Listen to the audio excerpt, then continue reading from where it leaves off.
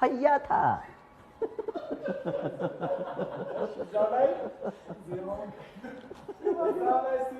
Koi.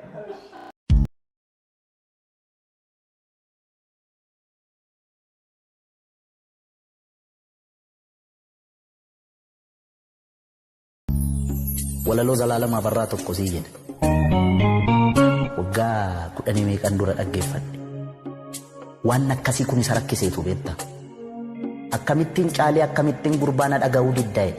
caalii sanyii dhiiraa caalii sanyii guddaa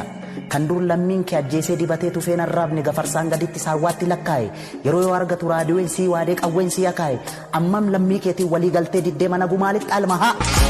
jedheetu afaan kottaafu kan shan ta'ee dhufu Haci kuma kanaaf muggaa simee urjii koon sin jedha Haci ku garumaaf na dhiistee deemte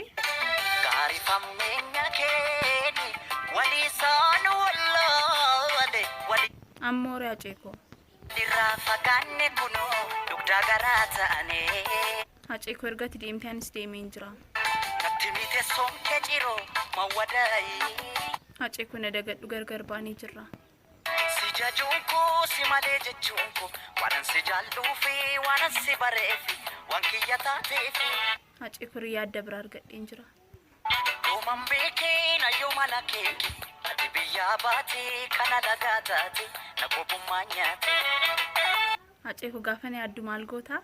Bajiruu kooti yaada nuura akka waarii taa'e laala suura Haci ku yoon deebi'ee dhufeeyo Marabbaa jedhee keessummeessa jaalala kee Hunda dandeessuuko yaa bara fakkaatu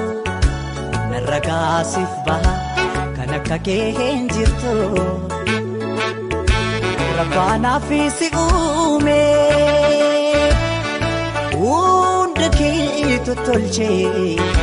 keessa kee fi bifa kee wal qixa bareeche